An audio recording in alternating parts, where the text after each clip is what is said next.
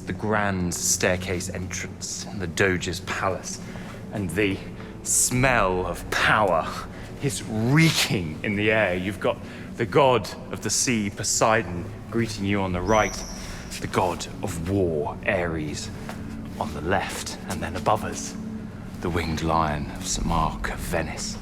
There's no way that you couldn't be impressed, overwhelmed by this place. But it's an odd one because it looks like a palace fit for a king, and yet the ruler of Venice, the Doge, was no king. In fact, Venice had a very complex system in which no one person was trusted with absolute power. Indeed, despite being a powerful place that dominated the world, it was terrified of giving power to any one person.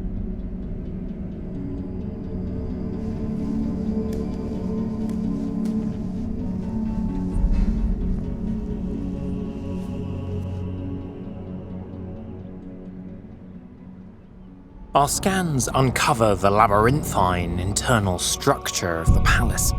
It reflects the Venetian Republic's complex political structure that evolved over these centuries.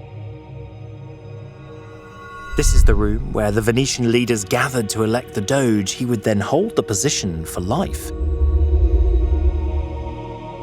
Then there are grand halls for overlapping and competing bureaucracies diluting his power. There's the Senate, the College, the Council of 10.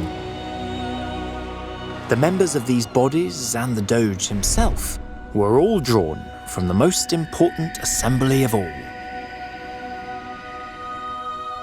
Welcome to the chamber of the Great Council of the Venetian Republic. 53 meters long, 25 meters wide. It's the largest room in the palace, yet more than that, it's the largest room in pretty much any palace or headquarters of state anywhere in Europe.